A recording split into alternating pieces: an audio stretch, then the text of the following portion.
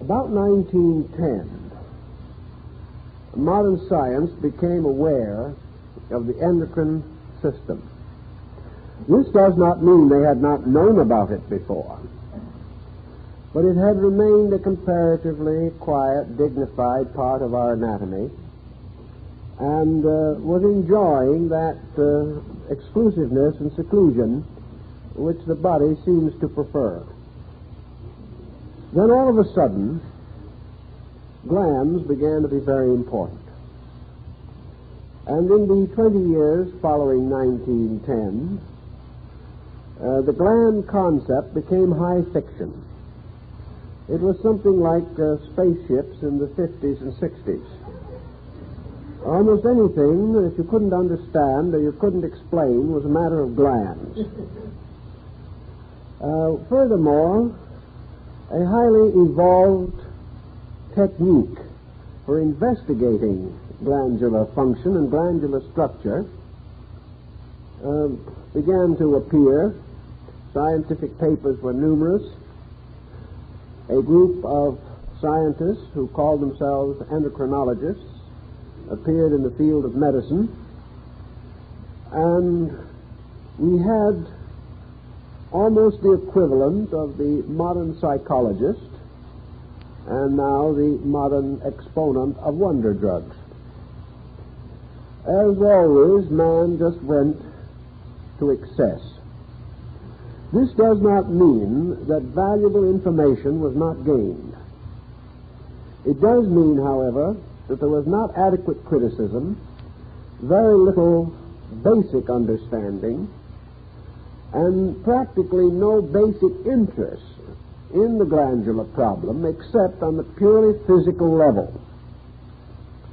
We had much discussion of glands and rejuvenation. We had glands advanced to explain the personality problems which are now in the province of psychology. In those days, a man was what his glands were. And whatever changes occurred in his life or personality or appearance, these changes were basically due to glands. One problem that confronted the endocrinologist from the very beginning was that one gland, possibly the most important of all, just simply refused to reveal its secret. And for the most part, the condition is the same now, although a good many years have passed. The pineal or pineal gland, either pronunciation is correct, located in the central part of the brain, still remains the mystery gland of the human body. We sense, at least we think we do, that this gland, as long as it remains the most mysterious, is in all probability the most important. There is talk about this being the master gland of all, but it simply remains, even today, so mysterious, so difficult to work with, that comparatively little important information has been accumulated about this gland. The others have given up some of their secrets at least, and we do know what we suspected from the beginning, that they were there for a good reason. Nature does not put anything into the human body without a purpose. And man can take very little out of the human body without getting into some kind of difficulty. The various glands, tied together into a kind of pattern, certainly were focal points for the distribution of important secretions that affect health and well-being and contribute to a mysterious chemistry within the body. a chemistry which has as its essential purpose the maintenance of the equilibrium of function. The glands, therefore, act as regulators, distributors, integrators, organizers. And in their natural and proper functions, they are certainly of the utmost value. Yet with this general concept, we followed along the old accustomed way, which we are still following, to try to find out how we could influence these glands, how through various procedures we could become masters of their functions, so that we could direct, amplify, or reduce these functions by various scientific means. Here again, some definite good was achieved.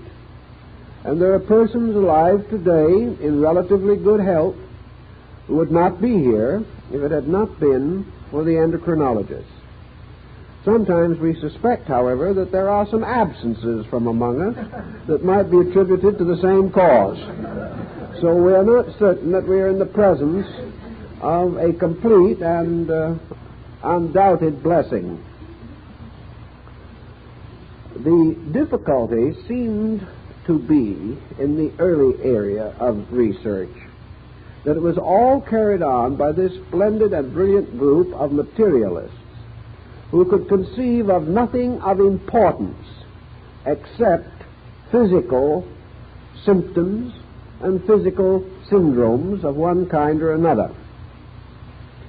To these people, the glands were a new way of trying to bring health to man by merely perpetuating the functions of his body.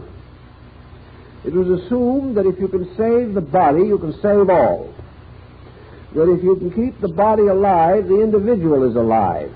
Here again, there is a broad point of doubt, because there are many people whose bodies are undoubtedly functioning, and that is about all we can say for the individual. We were not at that time very much interested in something that has later gained in fascination, namely the problem of the extrasensory gamut in human consciousness.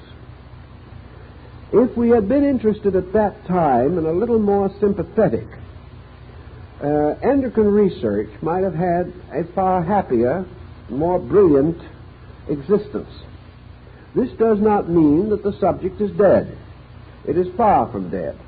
Work is continually going on, but it does not have the hypnotic fascination that it had in the 30s and 40s.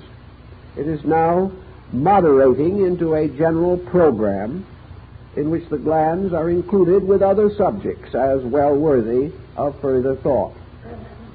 We do not have the mania on glands that we suffered from at that time. If this mania had become more aware of the large picture or total subject, a very great deal of progress might have been accomplished, and it is even possible that at least one world war could have been prevented if we had really understood the glands of the human body. But we did not, and we were contented merely to search for means of treating immediate problems. Among the valuable byproducts of this research, undoubtedly, was research into the problem of diabetes and the development of insulin therapy. This is the type of thing which may be pointed out as the best that was achieved. There is much more, however, to this great problem than the correction of physical ailments. Unfortunately, however, the public mind follows the scientific bent, and most people are far more interested in obscuring symptoms of existing troubles or of hopefully looking toward the remedying of some physical situation than they are in the search of the larger verities of human existence.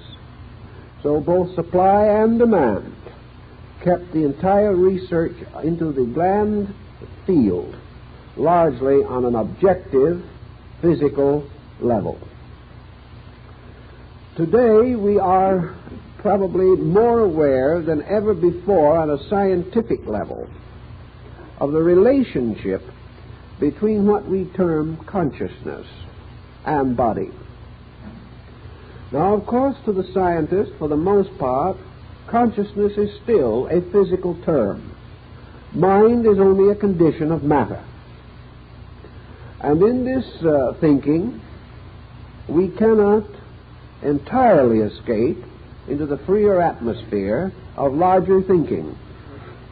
Still, however, we do have a new perspective, and that is the perspective of a person in a body.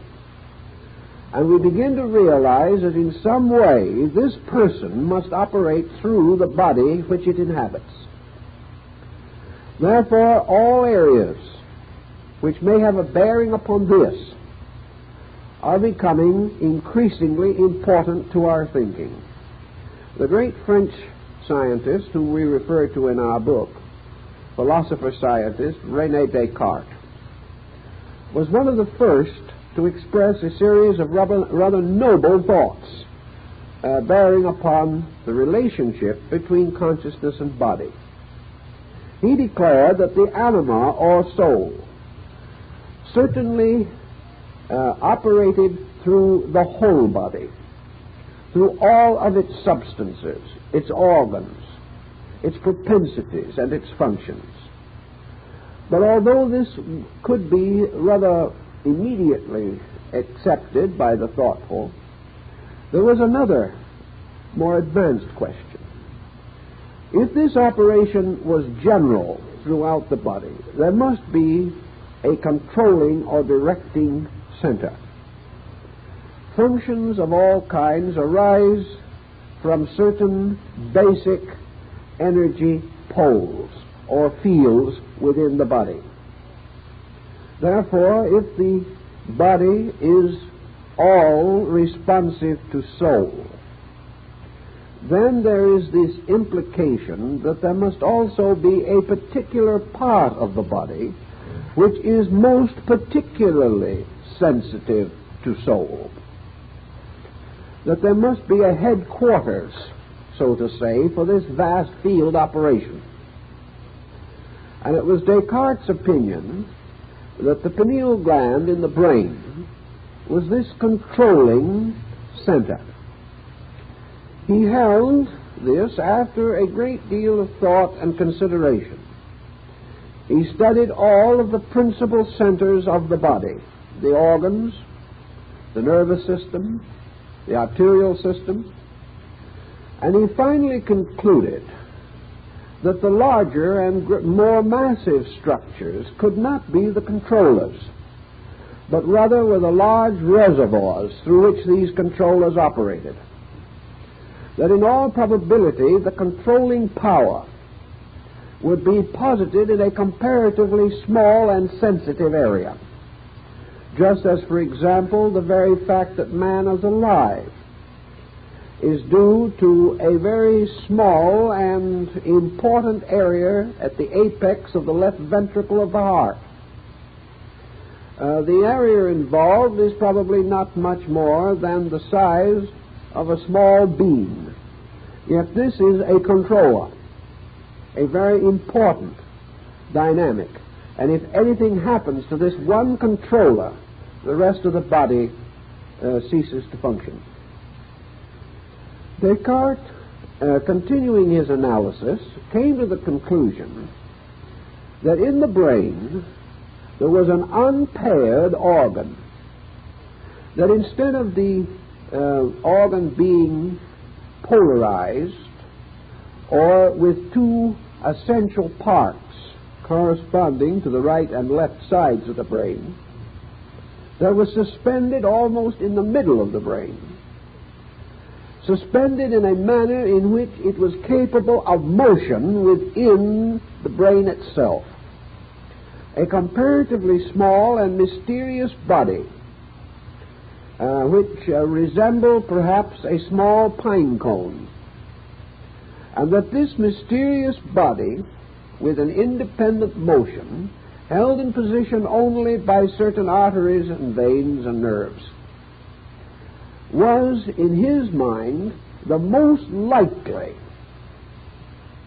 organ or center by means of which consciousness was able to impinge itself upon the body as a living structure.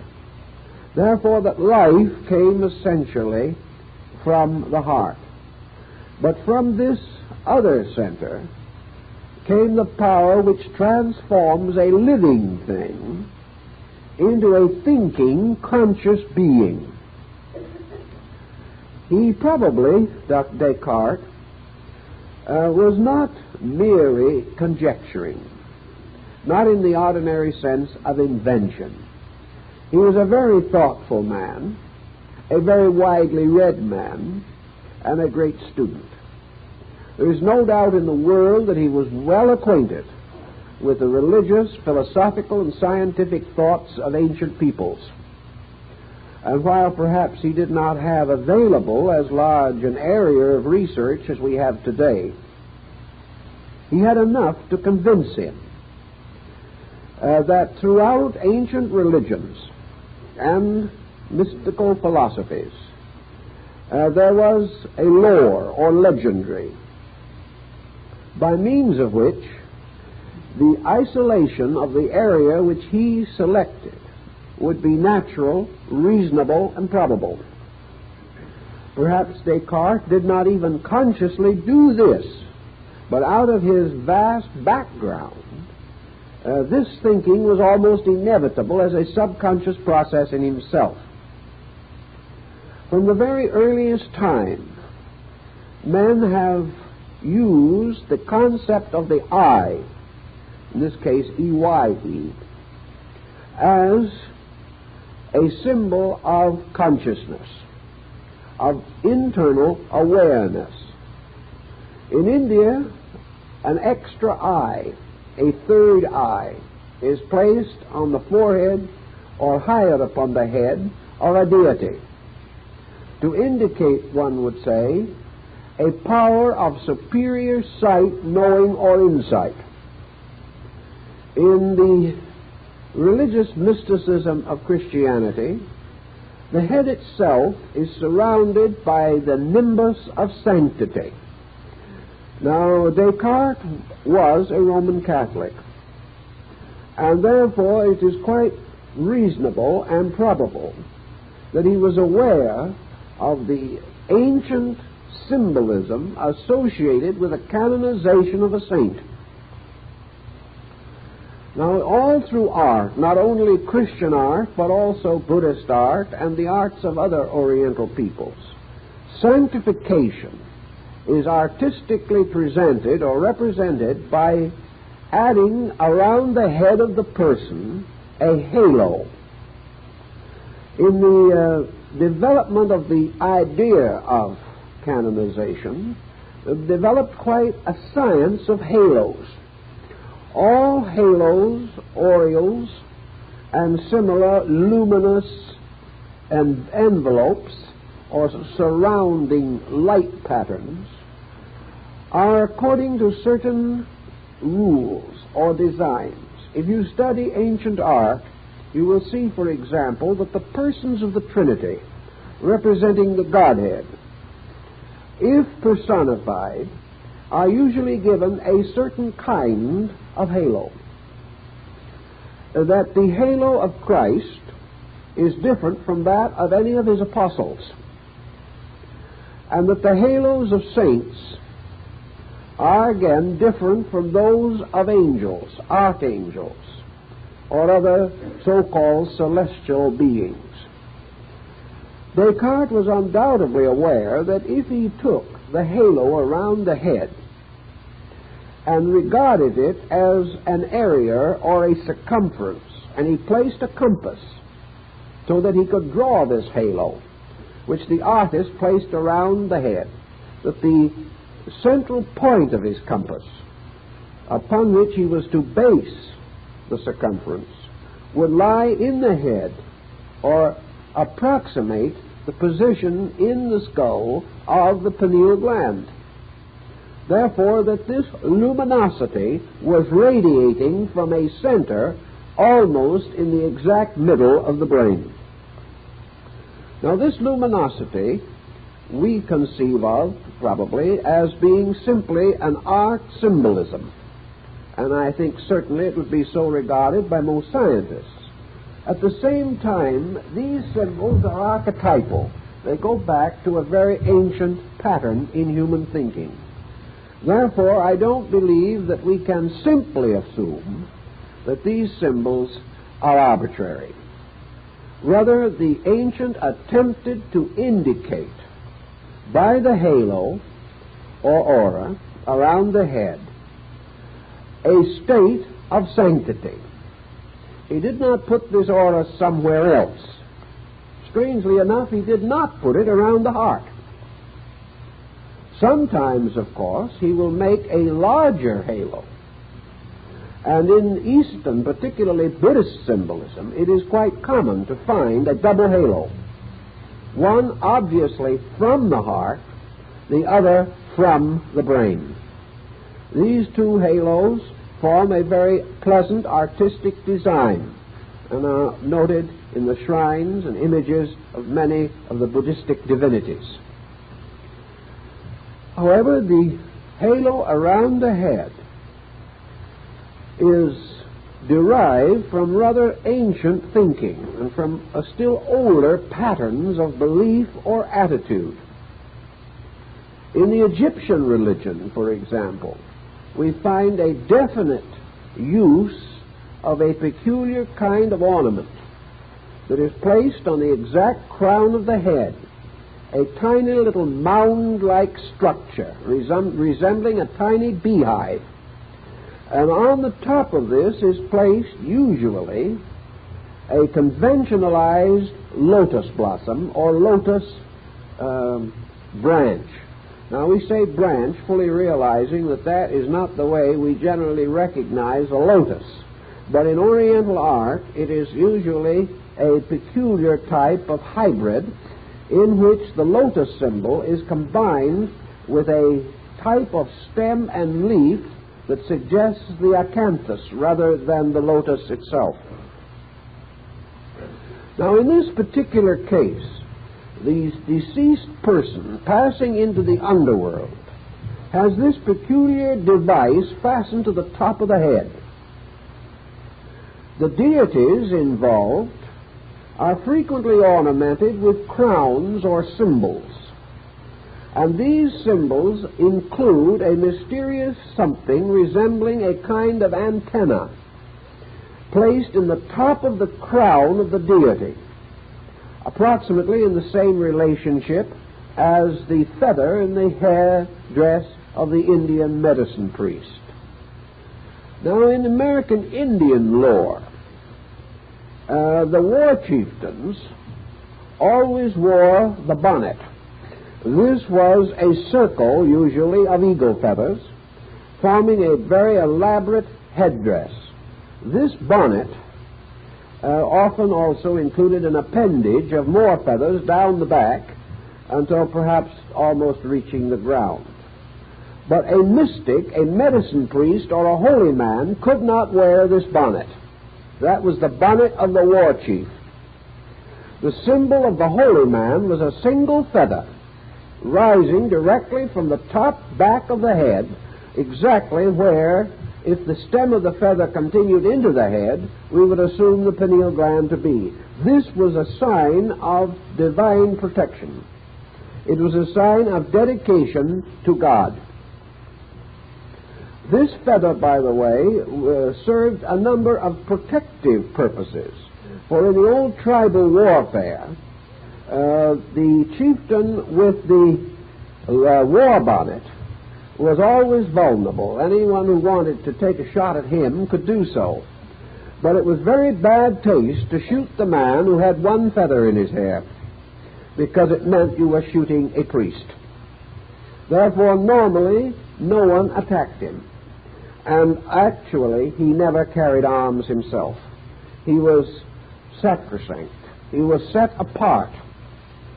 And to injure the agent of the deity was a very serious offense. Descartes also well knew that from very old times the tonsure was an important symbol, not only in Christian religion, but in other religions. This consists of shaving or removing the hair from a small circle at the crown of the head. This was again a setting aside of the individual for religious purposes. It was a very peculiar but important symbol. Some feel that it was an effort to capture an idea, and that this idea was that the child's skull in small childhood or infancy did not entirely and immediately close, but that at the crown of the head through small childhood there was a soft area where the skull bones had not joined. And it was a belief among many gypsies and other people that all children were clairvoyant until the skull closed over. Therefore, again, there was something mystical about this area in the top of the head. Down in the Casa Grande area in our own southwest, the dead were buried in what was called the embryo posture, which is a kind of knee-chest posture, as the embryo is supposed to be in the womb. This was in order to emphasize the belief that the dead person or deceased person was beginning a new infant life in the other world. Therefore, that he was being born into another world, and that the earth became the second womb of his life. When he was so placed, a bowl was inverted over his head, forming a kind of cap. But before this was done, a hole was knocked in the bottom of the bowl, so that there would be a space at the top of the head through which his soul might escape. The belief being that the soul left the body at that area at the crown of the head. This, of course, is completely carried on in the religion and philosophy of Vedanta and Yoga. In the Mexican Museum of Archaeology in Mexico City, there is a magnificent monolithic head, probably of Mexican jadeite. This head is called Morning Star. It is more than twice life-size, perhaps 4 times life-size. But there never was any body with it, because the undersurface of it is also carved and figured. Where the neck would join, there are elaborate glyphs covering the entire bottom of the head. And the heads of this nature, even larger, have been found along the coast of Mexico on the Gulf side south of Veracruz. The top or headdress of this figure, Morning Star, is a magnificent sunburst resembling a many-petaled lotus, almost identical in design to that frequently found on the cases of Egyptian mummies.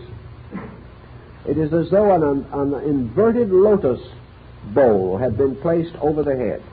In the center of the area, where the petals came together, was an open circle, the Chinese symbol of life, the vacant center in the mysterious Chinese plaque, which was used to represent deity. And in the case of the mummy, the Egyptian mummy, this central circle was usually painted deep blue, an azure color, to symbolize heaven or life or consciousness. We can go through 50 such parallels, all of which, to a degree at least, were available to Descartes. Also, we have another entire group of symbols, referred to, of course, originally in the Bible.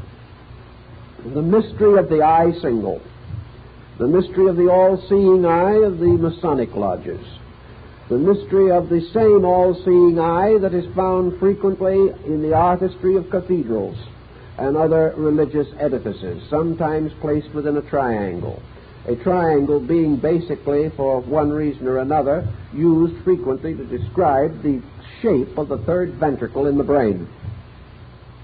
This eye single is a mysterious kind of eye. We do not know just exactly what the Bible meant when it said, "If thine eye be single, thy body shall be filled with light."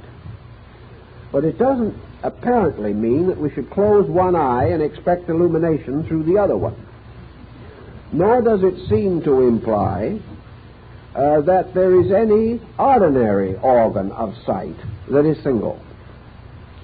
The only eye single we can conceive of is the one that Descartes found, because it is the only unpaired organ in the brain. It is single.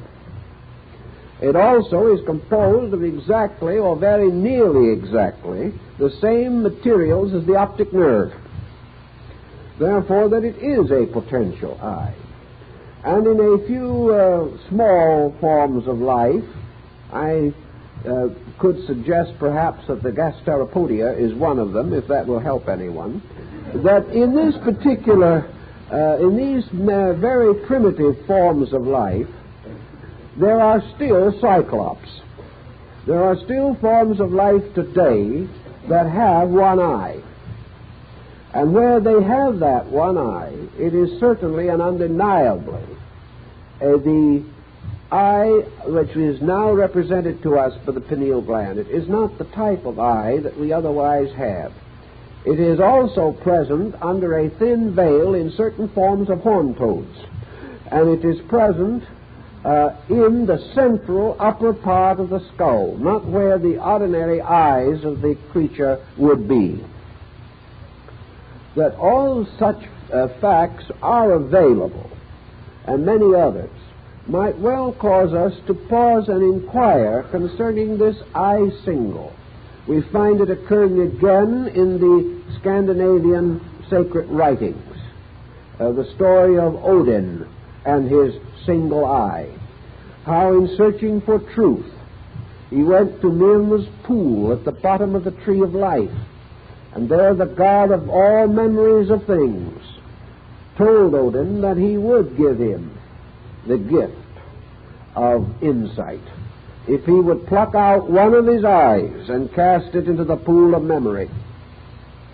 And when Odin had only one eye, he was enlightened.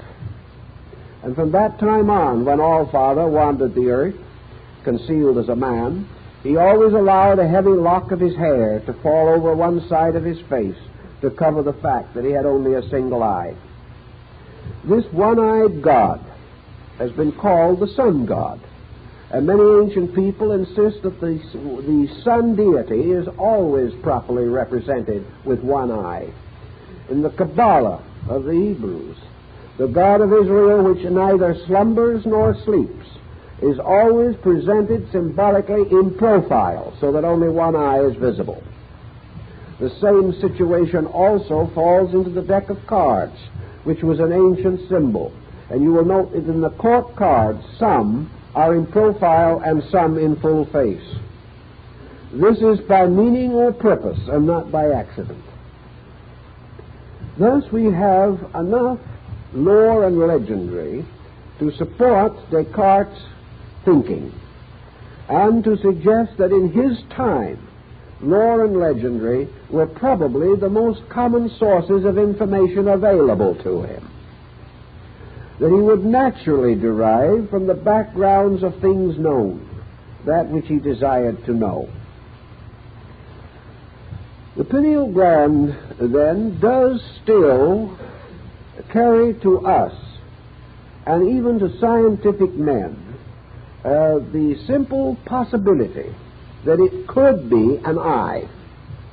There is nothing to deny this possibility, that it is an eye which has retired into the brain, and the brain has closed around it, and the skull has closed over it, and its sight power has ceased.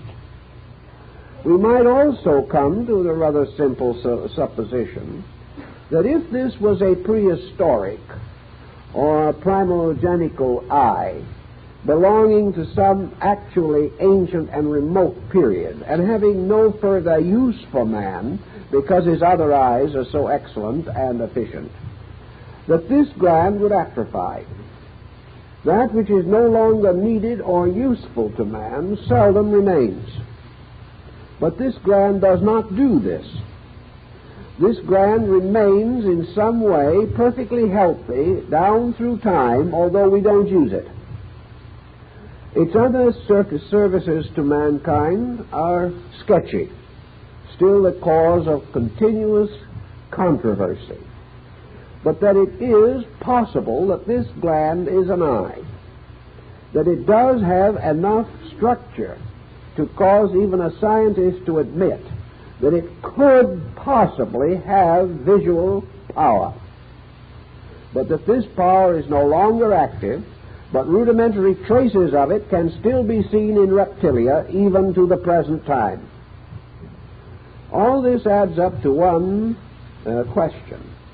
If this gland is an eye, is it likely, possible, or reasonable that nature preserves through the ages an eye that sees nothing? If a fish is left for a while in the cave of Kentucky, or breeds there, after a few generations, these fish are all blind because there is no light. And this type of thing has been observed everywhere.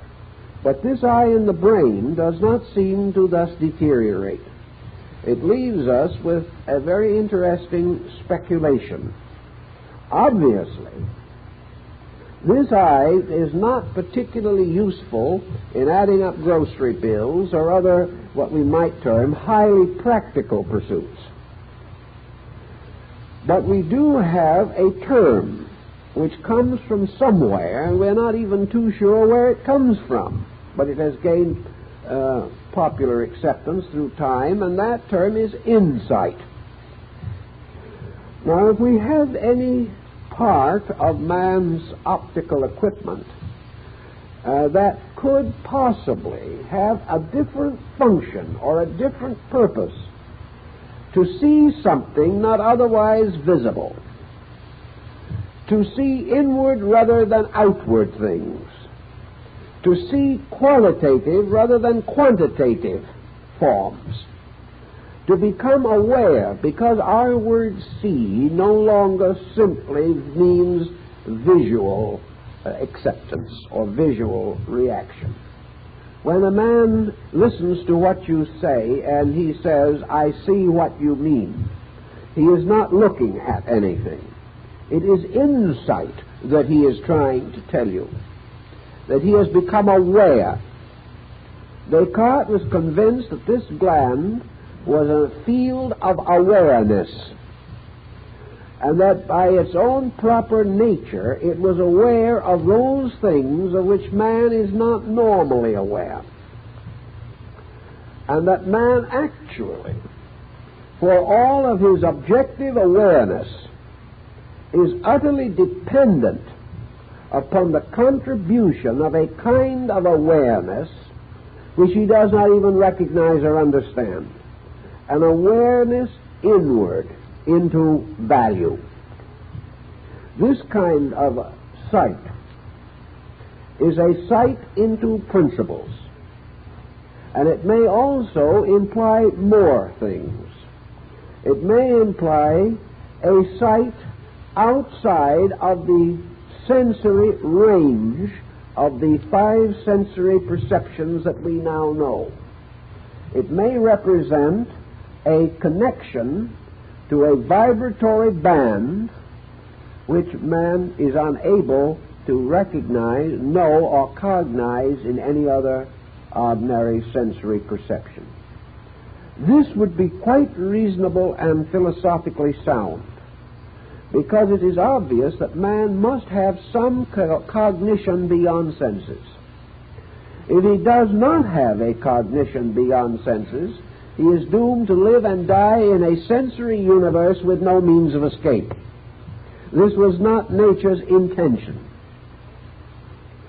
The individual, in order to be more than he is, must have an awareness greater than is commonly available to him.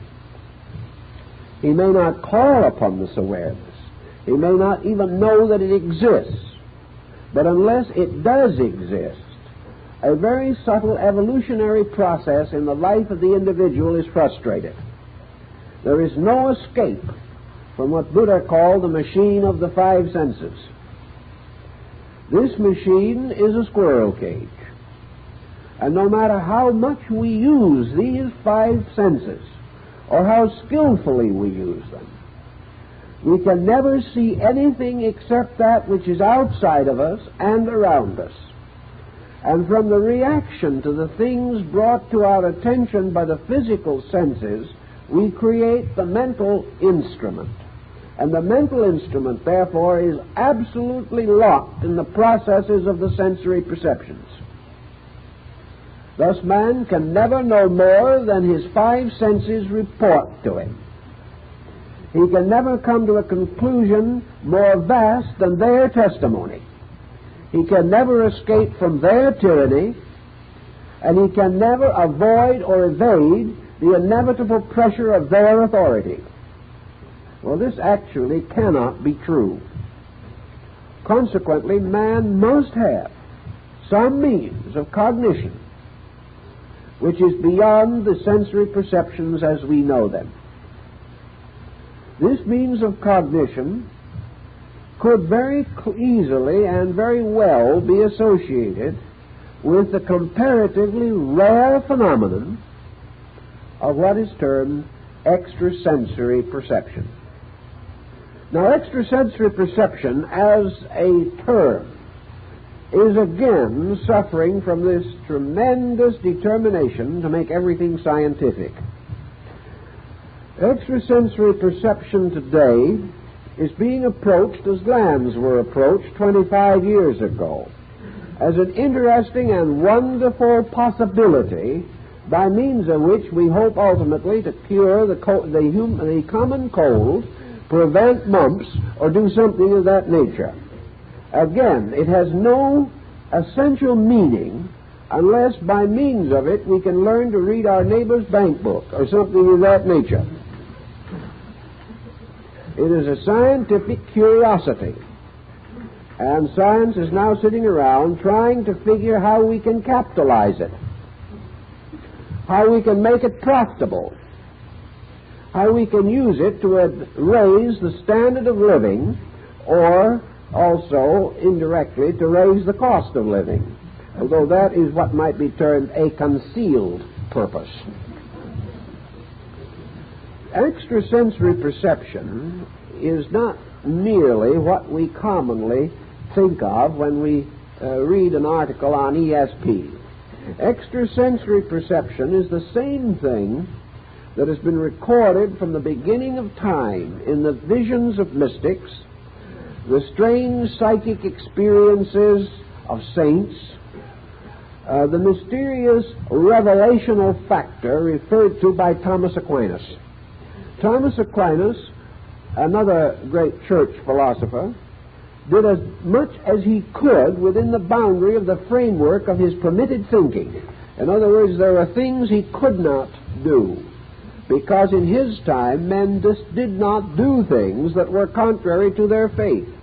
It wasn't even a matter of persecution entirely. It was just simply that the human consciousness would not open itself to conscience reflexes by going outside of that which it regarded as right. Therefore, Aquinas was cramped a little in his philosophy and in his research. But he did recognize what he termed the validity of a sixth sense. We had the five ordinary senses, and he gave to us another sense, which he summarized in the concept of revelation. In other words, there was a way of apperceiving as well as perceiving. There was a way of knowing above as well as a knowing below.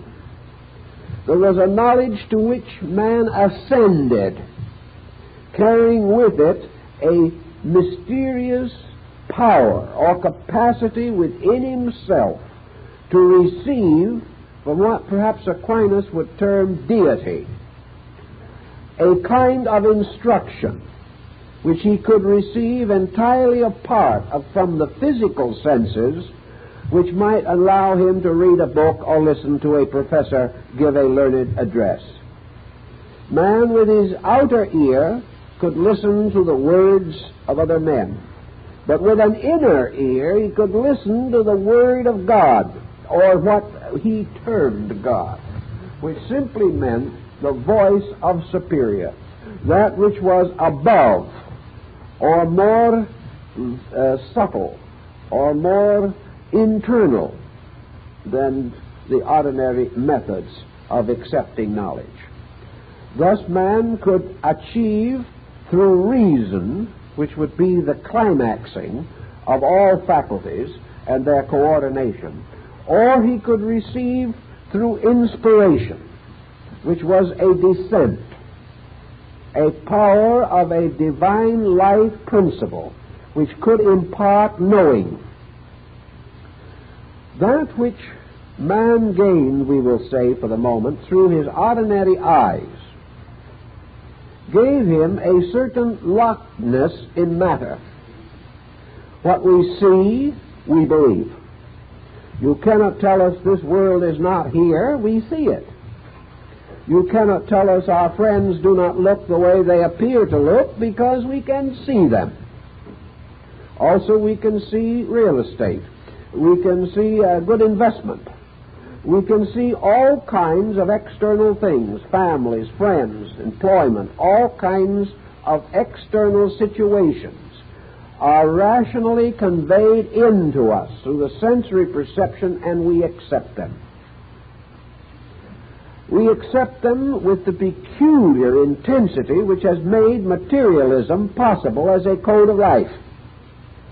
Without the tremendous validity of the physical sensory perception, man could never have been a materialist. Materialism was simply the fact that he wanted to believe that the world in which he lived was the world which he could see. And he could not rationally place an invisible world which he could not see above the visible world which he could see as a level of value.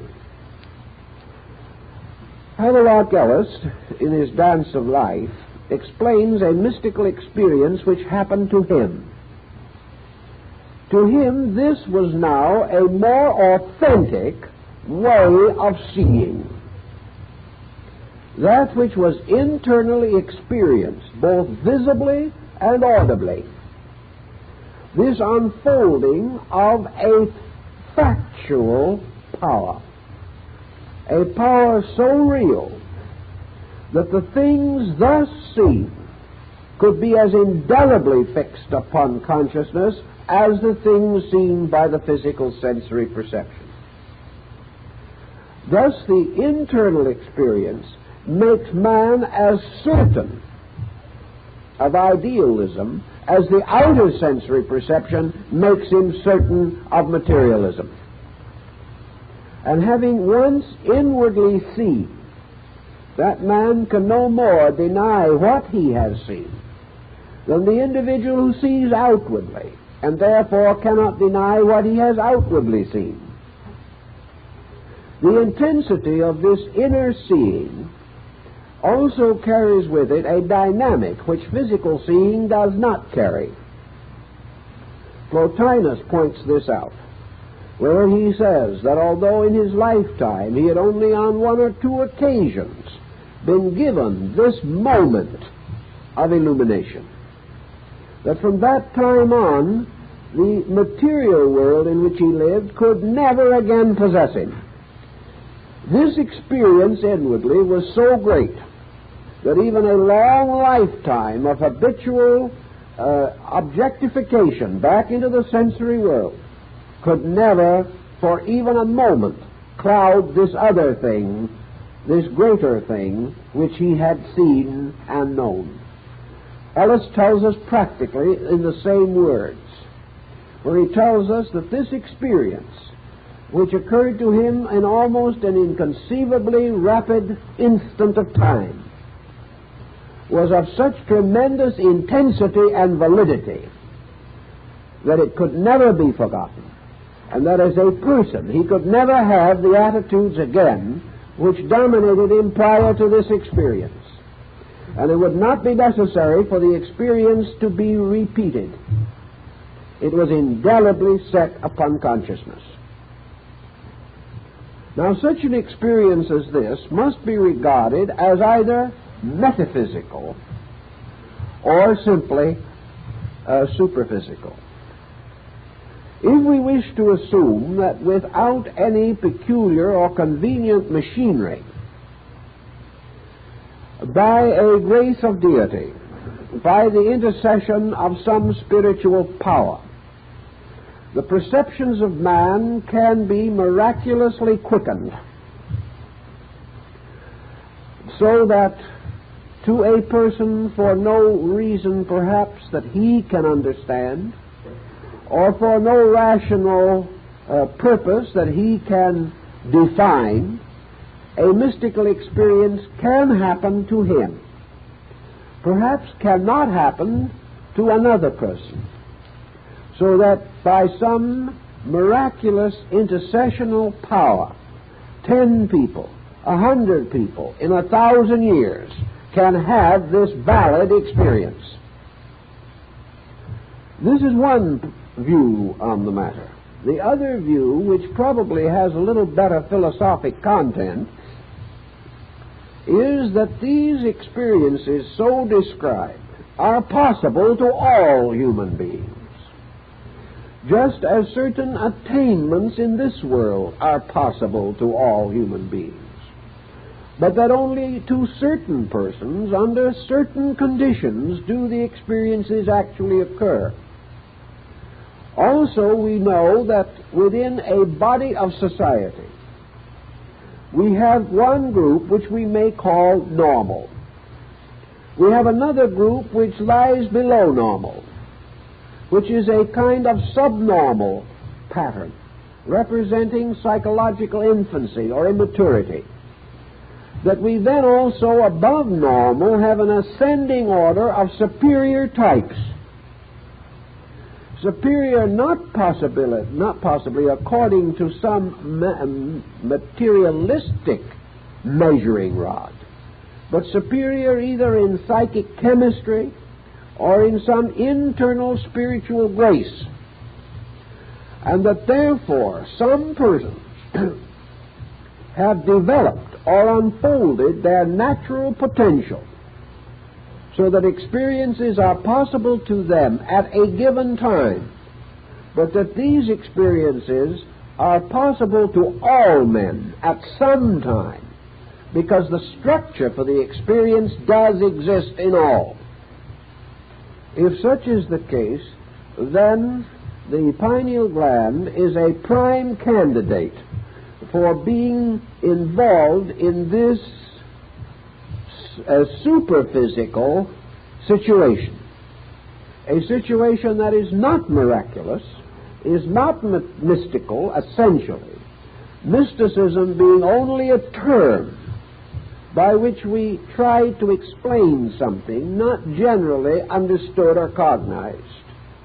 But remembering one of the really wise statements of Aristotle, where he says that when physics is properly understood, there will be no further need for metaphysics.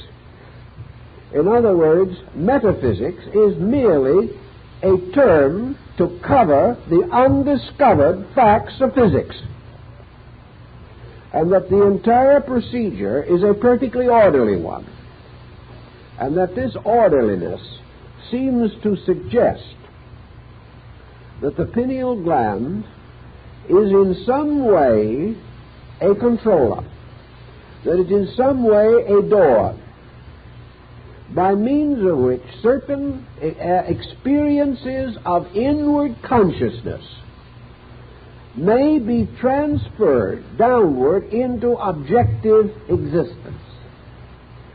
It is possible also that this gland is the secret of your sleep-dream phenomena.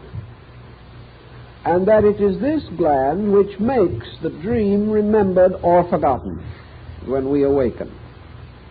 It is this mysterious gland by means of which that which is not normally available to the sensory perceptions may be impressed upon them from within, particularly in the form of a visual or auditory experience. Thus, that certain things are seen inside, other things are seen on the outside, and the inner sight may likewise be involved in your psychological processes. And it is very possible that your so-called hypnotic drugs and certain researches that are now being carried on in drugs dealing with psychic stimulus, that these operate because in one way or another they affect the rhythm of the pineal body. The problem of anesthesia and many others, even hypnosis, may lurk in this area where a tremendous amount of research must still be done. Now, we don't want to entirely devote ourselves to this one structure, but the reason why it seems most valuable to us is because it is still the one around which mystery lingers, which has not been as yet explained, and for which perhaps no adequate explanation can be discovered without the aid of mysticism or philosophy as we know these terms today. That they do represent, therefore, our present approach to this situation. Now, it is not known with certainty in the extrasensory perception field that the activity of this body can be stimulated. Most of the sensitives who have been worked with at Duke's and other places were natural. Their own abilities differed in various instances. A continuous practice or some special effort to increase the extrasensory perception did not generally succeed. Thus, the situation seems to be beyond ordinary control. And the answer must certainly be, therefore, that it is not specialization by volition, but some type of psychic chemistry resulting from the ennoblement of the entire life that must contribute to the intensification of this body.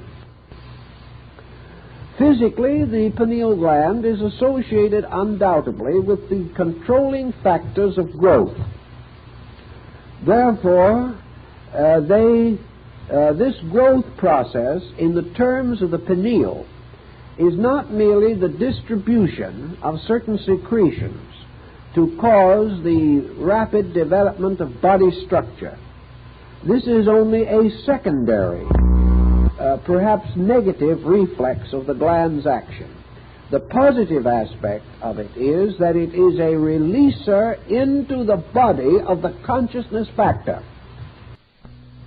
If the shock of adjustment is too great at any time, a death is likely to ensue, or at least a serious mental nervous condition develop. This again was explained by a series of circumstances noted in clinic. One of these is the case I have mentioned before of the small boy who grew up in a few months. He grew from being a child to a man in less than 6 months. At the end of a little period shortly thereafterwards, he also died. The sudden development of the body at a tremendous rate of speed. Not only the body, but the mind. This mind became equivalent to the rapid growth of the body, so that in 6 months the mind attained a basic maturity that would normally have required 15 to 18 years.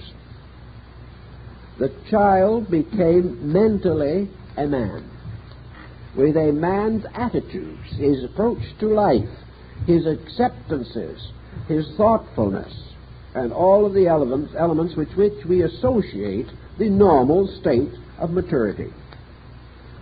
Postmortem proved that this boy had a kind of abscess or tumor on the pineal gland. And evidently, as a regulator, it lost the power to regulate the growth process. Not simply the body, but the growth of the being in the body. Meaning, of course, only one thing, namely an unbalance in the link by means of which being operates upon body, which permitted being to move into body too rapidly and without adequate controls. And the result, the destruction of the body. So that the gland, therefore, has, through clinical research, more or less supported this presumption or the supposition that it has a regulating effect, and that consciousness itself is in some way released into the general structure through this important glandular center. The ancients, if we can still borrow them a little for further thinking, had much to support this in their legends and their lore and their myths.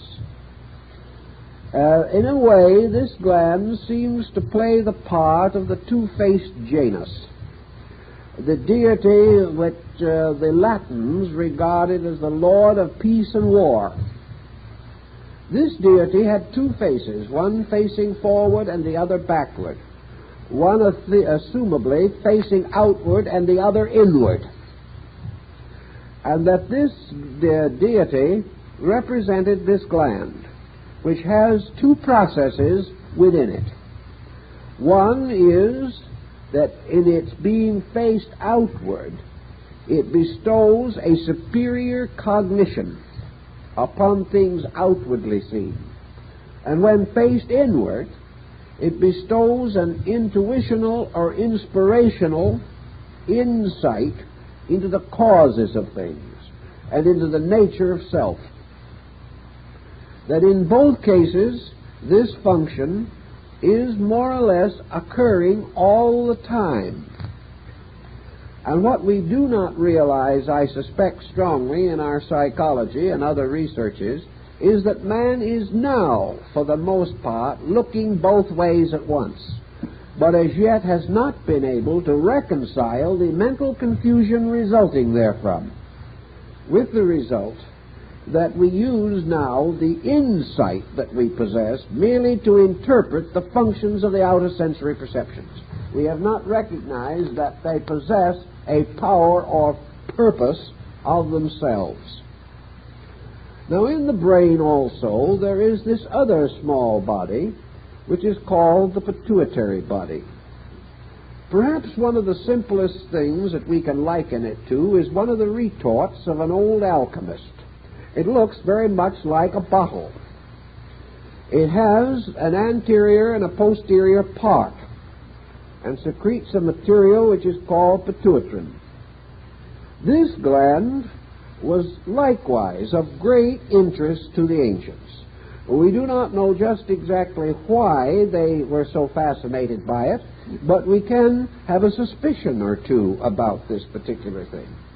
In the first place, the pineal gland is in its shape very definitely a masculine symbol. The pituitary body is a feminine symbol. It is a receptive symbol. And long ago it was assumed that in the human brain there were two mysterious bodies resembling embryos, and that one of these was male and the other female, and that all mental or conscious process of the human being was the result of a generation taking place, a process taking place between the male and female polarities in the brain, and that these polarities were represented by these two glands. Thus, in the Parzival story, the pineal gland plays the part of the sacred spear of Longinus, the centurion, and the pituitary body takes the part of the sangreal, or the holy cup, these two being the wonderful relics of the ancient faith that were preserved in the castle on the top of Mount Salvat in Moorish Spain. Always this castle is on the top of the mountain, and in most of the representations of it, it is a domed building, perhaps slightly resembling our grand old planetarium out here in Griffith Park. But it was always a domed building, and this domed building was the brain. And it was here that the knights of the mysterious service of the Grail gathered for the celebration of the Eucharist, seated around this great table, much as in the table of Arthur, King of Britain, the table of Camelot. And here also we have the same mystery as the 12 paladins of Charlemagne, the 12 knights who represented the servants of the Sangreal mystery. And we have, of course, the orders of the quest. We have man searching for the mystery of the Holy Grail and the spear of Longinus.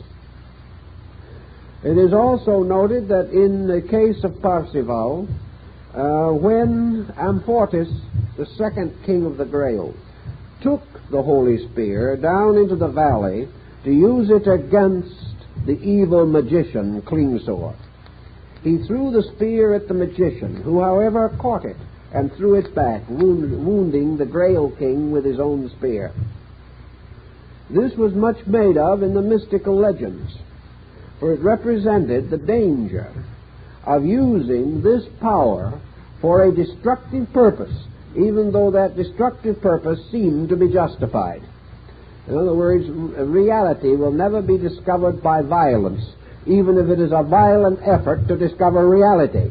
It just cannot be done that way. Two wrongs cannot make a right. They simply make two wrongs and things get worse. But the story of the Grail and the Holy Spear also will be found in the legends of alchemy, where we have the mysterious processes necessary to the perfection of the wise man's stone, the mysterious symbol of the immortal soul consciousness of man. The pituitary body, therefore, is known to secrete a mysterious dew that is called the brain dew in the Kabbalah, and plays a very important part in the distribution of energy. The great Belgian chemist Jean-Baptiste van Helmont declared the mystery of dew. He said that dew captures in it the rays of heaven. And the brain dew of the ancient Kabbalists is supposed to have been impregnated with the energy of the pineal gland and flowing from the pituitary body. This dew, which has then become the carrier of the consciousness of the pineal gland, is then distributed throughout the body, carrying with it certain power, certain meaning, certain consciousness factor, perhaps something we do not even suspect, namely that it may bestow a kind of conditioned consciousness upon even the smallest cellular unit in the body. Now, in the case of the pituitary body, we have certain definite indications that this gland will affect health, that it can be held as a physical growth controlling factor, even as the pineal is a consciousness growing factor. So that we seem to have here the master glands of a system, by means of which consciousness and body are held in equilibrium, and by means of which also the purposes of consciousness and psychic energy are distributed throughout the body. This gives us a possible conscious definition, namely that in the pineal gland we have the seat of consciousness, or the focal point by means of which consciousness and body meet. And in the pituitary body, we have the seat of psychic knowing, this thing that we call the soul. That therefore, psychic phenomena in general, and the disturbances of the psyche in various psychological problems, may ultimately be traced definitely to the pituitary body, where we have certain danger of aberration. That aberration may arise in the pituitary, and clarification in the pineal has been suspected for a very, very long time. The development of the pituitary body also seemingly has a very strong bearing upon the sense of smell. That in some way this gland was anciently controlled or directed by means of what were called fumigations. In other words, incense, various types of odors, as in the story of the frankincense in religion, that the pituitary body responded primarily to the vibration of odor, and that it can be affected and modified in its function by various odors. That as a reaction to this, it means a certain kind of vibration. For odor is only possible as the result of vibration. The gland, in its normal function, has also a body normalizing factor, and in cases of disturbance of this gland, we have the tendency perhaps to obesity, or perhaps again to extreme thinness and loss of bodily quality and sufficiency. The gland, when it goes on one of these so-called rampages, produces a distinct physical condition.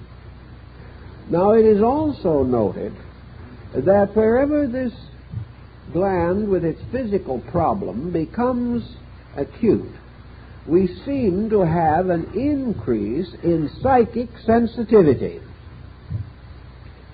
Nearly all psychics have been inclined to be heavy.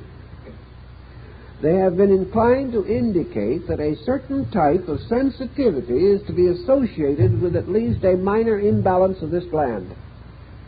And that where the individual is hale and hearty and the gland is working perfectly, he does not seem to be as much subject to imagination, to violent internal experiences, to a kind of unworldliness of attitude, as we find in a great many persons who have a heavier physical structure indicating a different pattern of gland function. Also, the effect of sugar on this gland will have to be further examined, because it does tie up in some way with the pancreas. And it's quite possible that the pancreas represents the lower pole of this gland.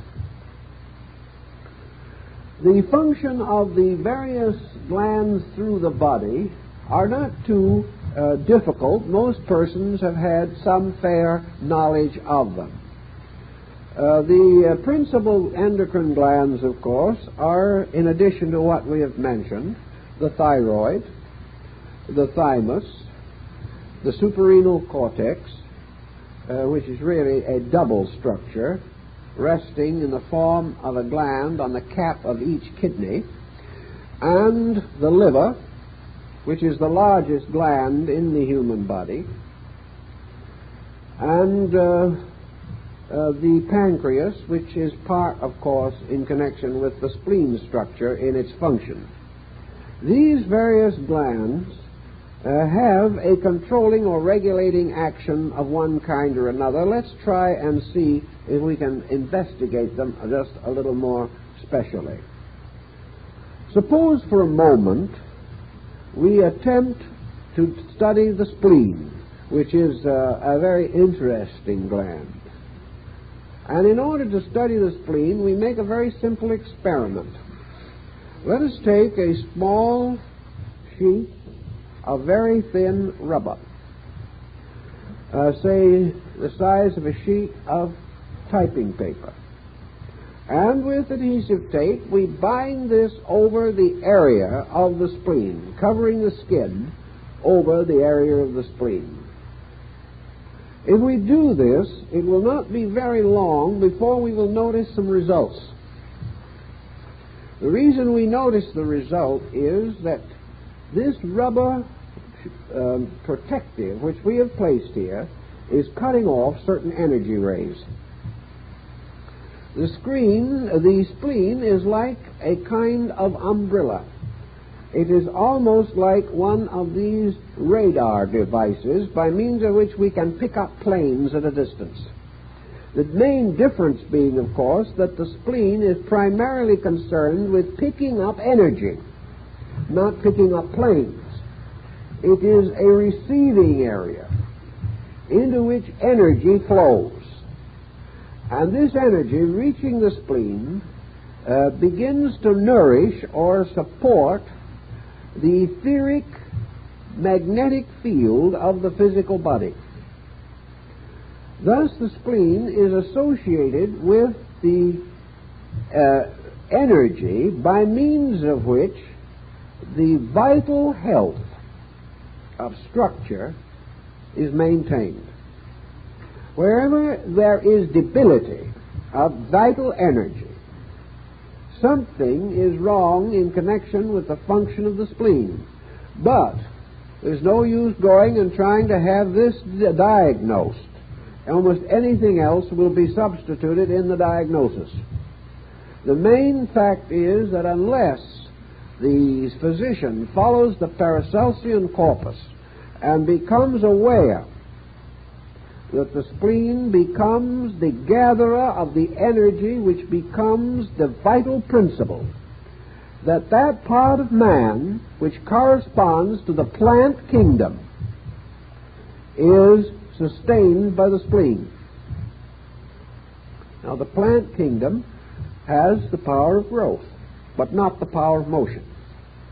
It has the power of color, but it does not possess certain other faculties and powers, and the structure of it is quite different from that of the animal, for example. It represents a less complicated organism with less available function, but it does possess the two basic functions, namely growth and reproduction. Therefore, we must express through the spleen the basic energies necessary for growth and reproduction,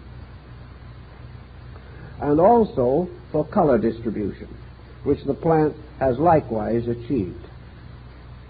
If then we want to know how man as a healthy plant is proceeding, we have to realize that the growth, energization, representing the plant system comes in this area. I also very strongly suspect that this is the tie between man and what we call cycles of climate, weather, and temperature.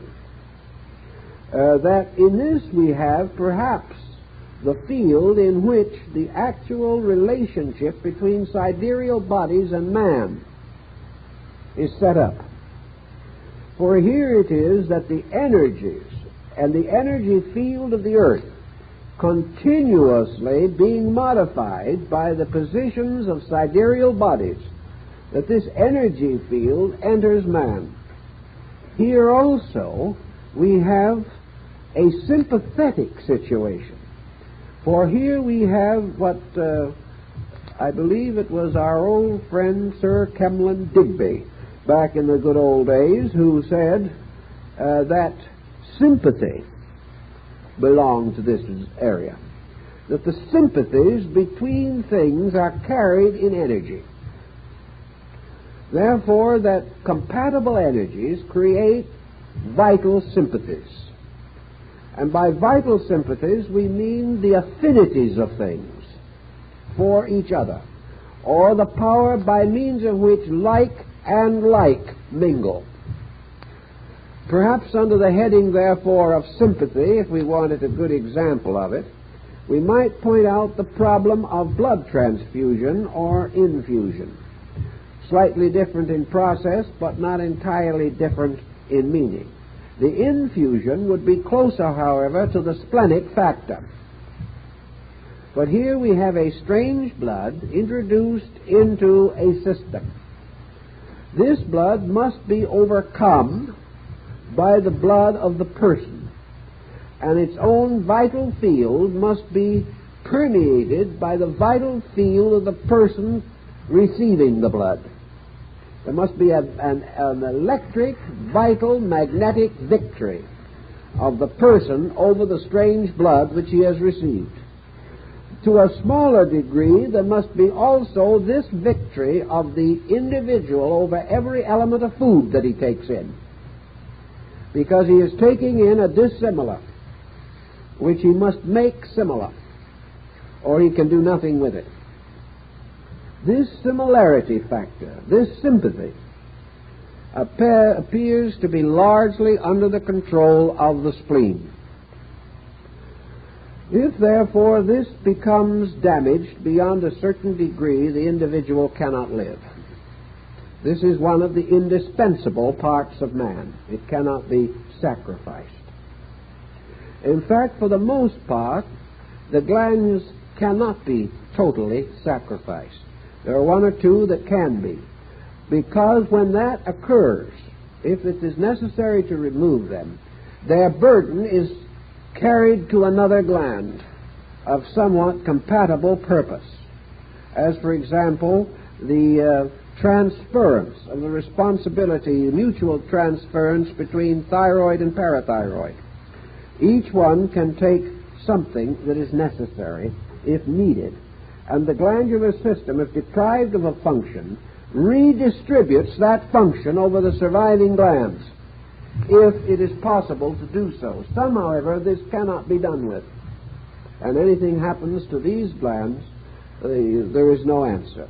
If the a kidney is removed, the suprarenal is generally left, because it is not possible to spare some of these glandular structures. They are too subtle. Yet we are not aware of why they are so necessary. Now, the liver is the largest gland in the body, and is also probably one of the most abused. We recognize in the liver, in the apex of the great body of the liver, the great lobe, the center of, well, for our purposes, let's be rather blasé and say the center of the beast in us. This is the center of animal life. As the spleen supplies that which is necessary for the continuance of a plant, so the liver provides the extra things that are necessary for the survival of an animal. Without the liver, man as an animal can't make it. Therefore, the liver has to do with the warm blood factor by which an animal is distinguished. The liver, furthermore, has to do with motion. It has to do with motion and emotion. And the entire possibility of man as a warm-blooded creature developing a whole pattern of emotional reactions to motion, the relationship of the entire sensory structure to the blood circulation. In other words, an animal has senses, the same as man. They are not bound by the same coordinator, but the sensory perceptions are there. The animal can see, it can hear, it can feel, it can taste, and it can smell. Particularly in the sense of smell, the animal has tremendous superiority. This superiority can only mean one thing, that in the animal, the pituitary and the liver have formed a companionship far greater than in the case of man. In man, the power of the pituitary has gradually been shifted to the pineal. And as a result of that, on many levels of function, man is less self-sustaining than an animal, perhaps even lacking certain judgment that an animal possesses in a rudimentary way. Certainly an animal can determine friendship and false friendship more quickly than man. It can also find its way home when man is totally lost. The animal does possess certain powers, and the highest power of the animal seemingly has to do with its psychic propensity, which goes back to the pituitary body. But we have man as an animal operating through a combination of glands in which the liver and the pituitary constitute dominant factors. Now, where do we find, for example, the mineral content? Man is also a mineral. Man is bone. He is substance. He is matter. He's worth about $8.50 now as pure mineral content. He used to be worth only $1.25, but minerals have gone up since those days. Also, we've discovered a couple of new elements in man that are quite expensive. So his value as merely a chemical compound is rapidly rising. Perhaps he will be ultimately a good investment. Who knows? But the mineral part of man comes back again not so much to the endocrine system as we know it, but to a degree it gives us a clue to this particular structure. Actually, the mineral part of man is linked directly to the life part. Actually, what is a mineral? A mineral is apparently a mass, a substance.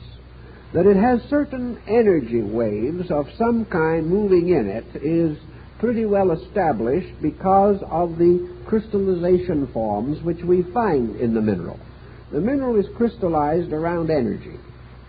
But the mineral does not move, it does not grow, it does not reproduce as we know it, and it has only a kind of survival with the exception of certain minerals. There are links between minerals and plants in the same way that there are links everywhere in nature. But the mineral is an existing thing. It is alive, but it is not living as we know it. And this, according to the old authorities, was due to the fact that the human heart has two complete structures involved in it. An internal structure in which life is seated, and an exterior field surrounding that structure, which is the basis of the form principle.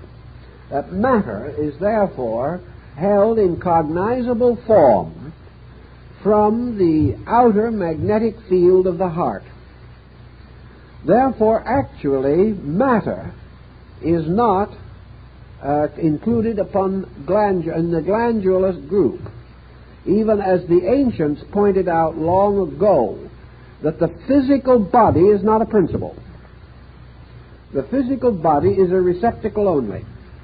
It is not a principle. Upon this receptacle, 7 principles operate. But it is the 8th sphere, or the sphere of their activity.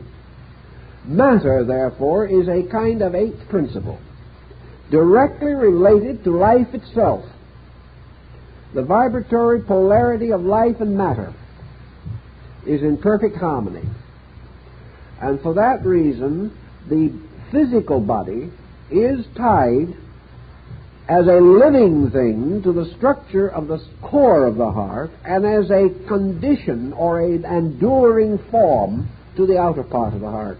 The heart contains or controls both of these processes. We do, however, have certain other, what you might call luxury processes taking place in man. One of them is represented largely by the thyroid. Now, the thyroid gland, which of course is located in the throat and has a peculiar structure, almost wing-like in appearance, has long been associated as a gland which has to do with growth, with bodily equilibrium, with body chemistry, and perhaps generally speaking, it is a sort of pacemaker. The thyroid is a sort of district manager. It is up to the thyroid to accomplish at given times and under given conditions processes which are imposed upon it by other glands. The thyroid is the efficiency expert in the glandular group. It is the power which takes upon itself many different elements and works them into a proper pattern. And if by any chance this pattern process is lost, a series of glandular reactions of several different kinds appear almost immediately. In other words, if this gland gets out of equilibrium, the body, so to say, gets completely out of focus with the patterns of its purpose.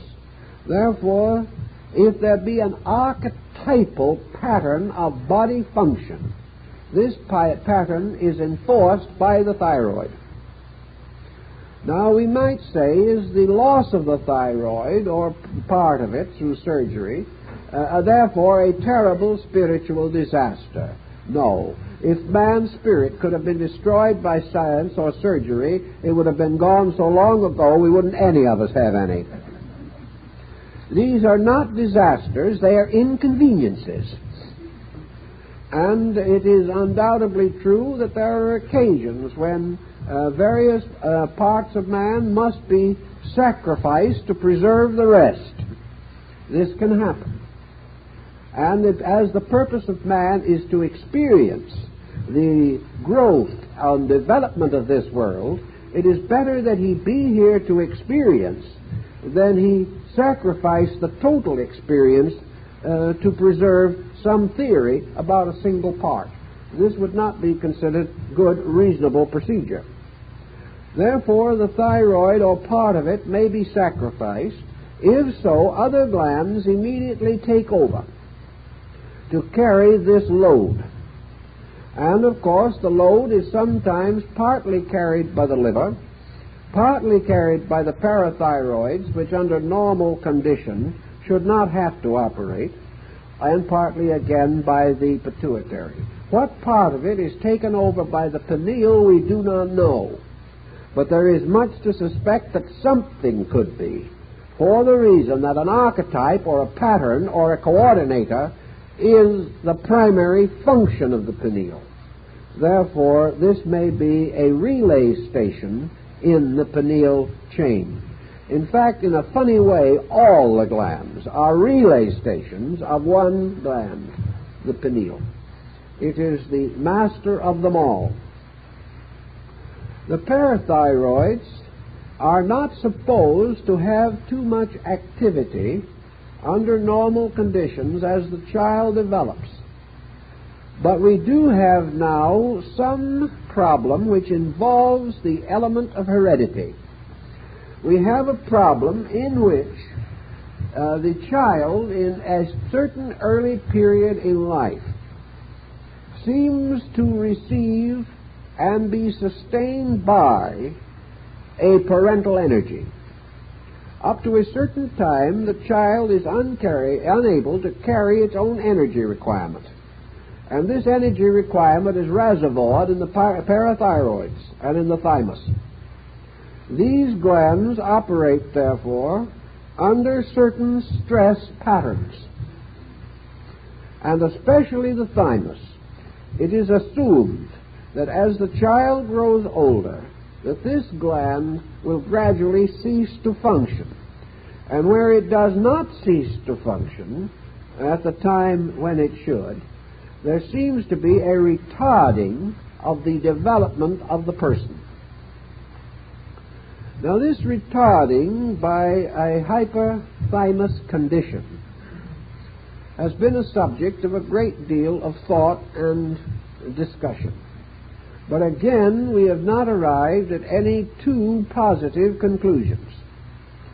The general tendency seems to be to feel that the continuation of this glandular process beyond its time may result in a lingering psychic relationship with parent. In other words, if you have a condition which you might call psychic dominance, or if you have a condition in which two identical twins are constantly psychically aware of the condition of each other, or you find a peculiar psychic sympathy between people so that they seem to know each other's thoughts or emotions, particularly as a result of long association. People sort of growing together, growing like each other, growing so that they almost have one mind between them, or one set of reflexes. It is suspected that this has to do with an unusual lingering of the thymus function, and that this function, therefore, impairs, if it is extended, impairs the assertion of individuality. That the individual never quite comes into possession of himself as he should if this gland lingers in its functioning beyond a reasonable length of time. Usually the activity of this gland is pretty well exhausted by the time the child is 7 years old.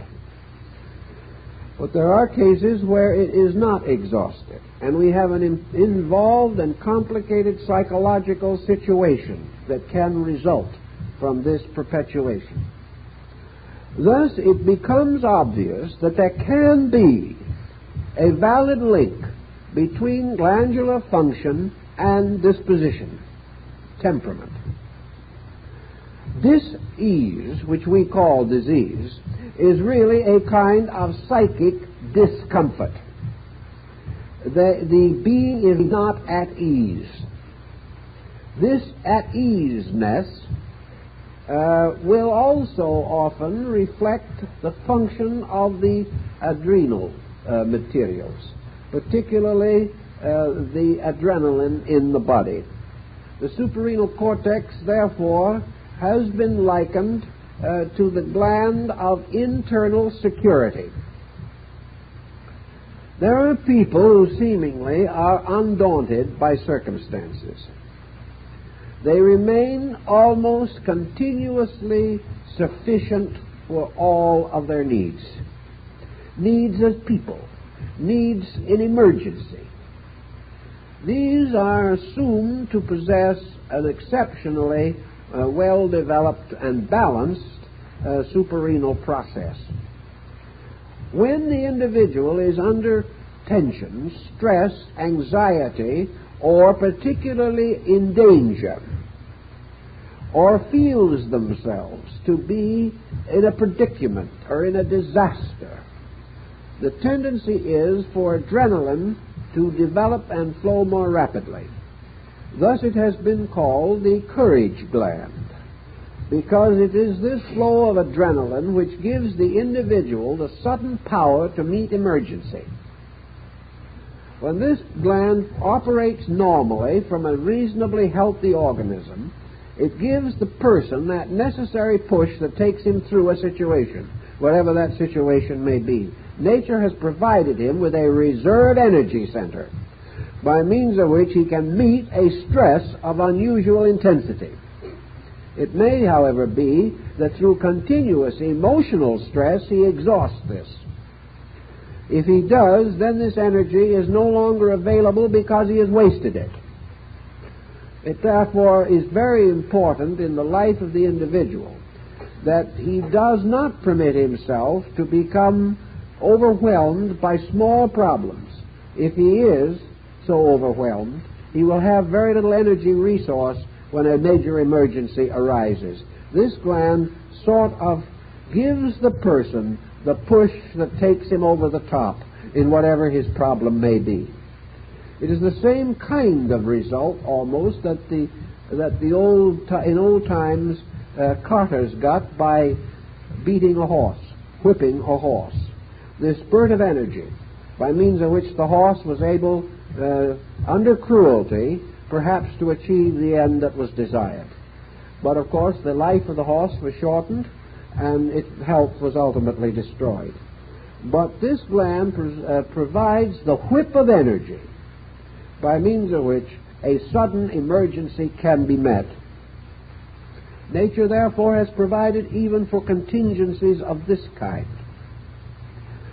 We must sometime recognize that these glands constitute specializations of energy, that they are in a very large measure very much like the chakra situation. In fact, in some groups among some groups of students, the glands and the chakras are very closely related.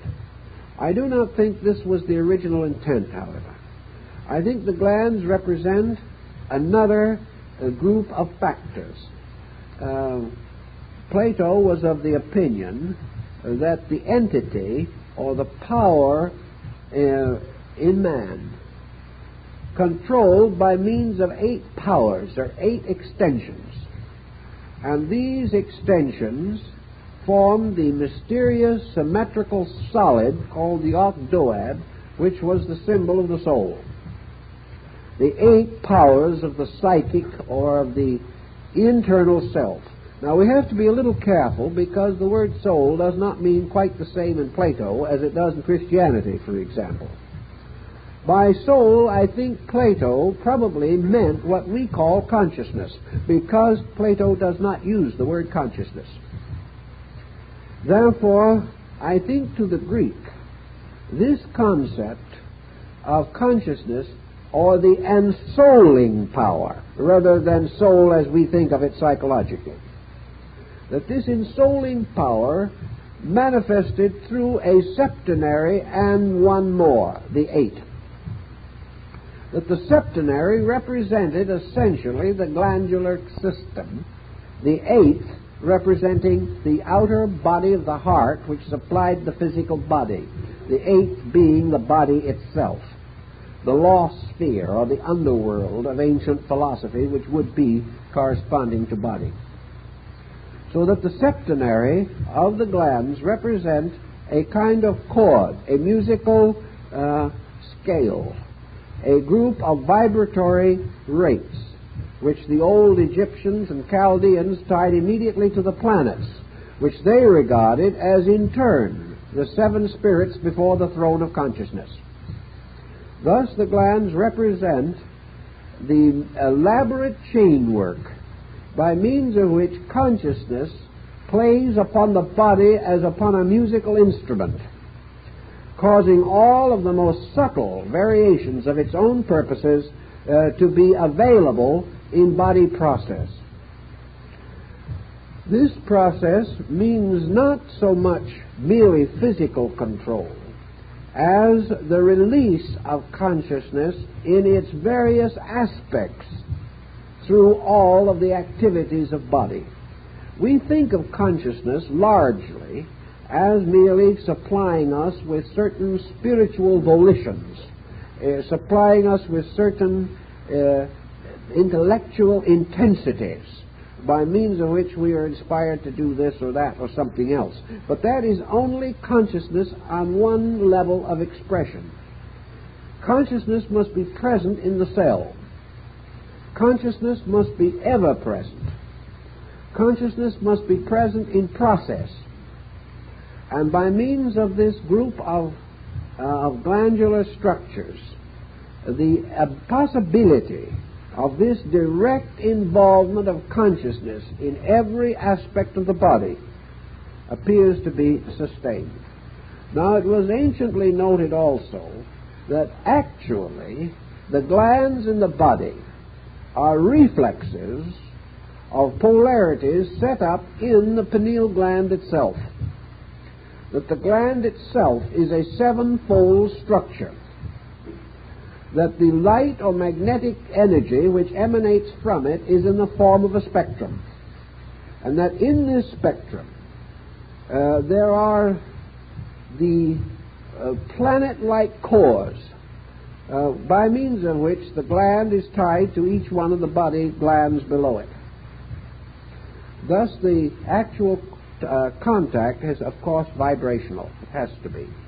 But there has to be the vibratory power in that gland in order to create the reflex, as in the tuning harp or tuning fork, in each of the other glands, which is vitalized by reflex. Thus the energy moving through these glands really represents the motion of consciousness on all of its various levels in the body of man. When you get this entire pattern more or less organized in thinking, we therefore see this consciousness flowing downward through vibratory waves and touching like the rising sun striking the peaks of mountains, first the high points, and these high points in man's function are the glands, later lighting the whole body. Now man's mental nature, or the mind-brain pattern, forms again a kind of circumference around this, so that we have in the heart the core, which is life, and the circumference, which is body.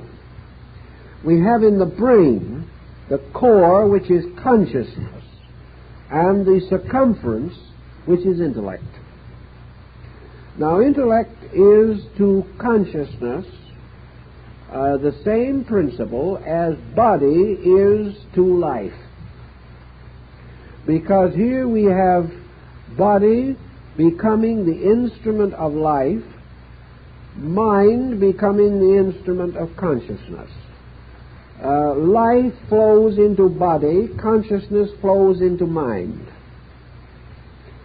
Mind, in turn, by virtue of these relationships, is also capable of a reactional process, by means of which thought, or sensory perception, or experience, or attitude goes back or flows back into the consciousness core.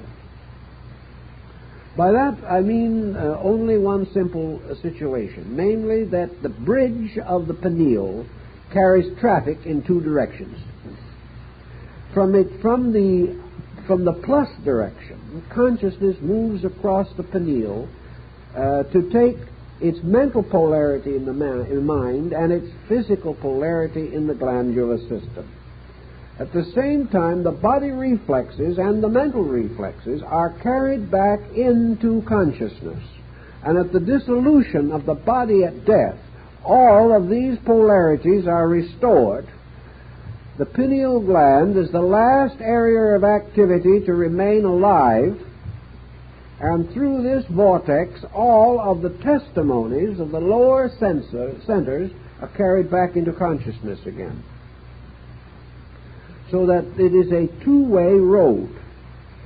But behind the glandular system is the real being in the body, operating upon the body, moving through the body, by means of these highly vibratorially poised centers, each of which has an energy rate. These are all this machinery is kept in motion by the vibration of the pineal gland. The moment that ceases, they all stop. But each one has a specialized function to perform, and the coordinated testimony of that function is again returned into the pineal center. Thus, for man, birth or growth, the processes of development, our consciousness moving into body through the glandular system. The process of the severance of man's body at death from consciousness is that the consciousness in every atom and cell gradually unites and flows back again as a consciousness experience into the pineal center, from which it is transferred to consciousness per se, and then the gland has fulfilled its purpose. But man's being a conscious person in this world is largely a matter of the essential functions of these glands, not the superficial function, but the essential function, about which, unfortunately, too little is known, but about which some very valuable thinking can be done on the basis of analogy.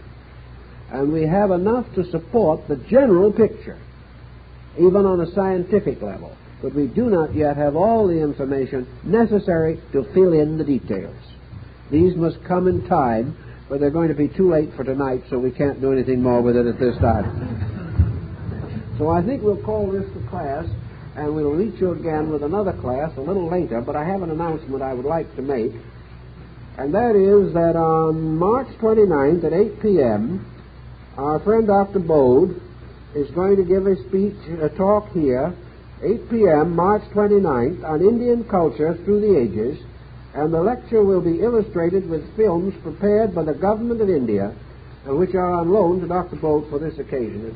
I believe it's going to be rather unusual, because I think it's going into all of their crafts and cultures, their arts and things of that nature, and their cultural tradition through the ages. It should be a very interesting work, and the films, of course, have been very carefully prepared by the Indian government. So I think you will be interested in it, and we hope that many of you as can will be here to be with Dr. Bode on March 29th at 8 p.m. Thank you very much.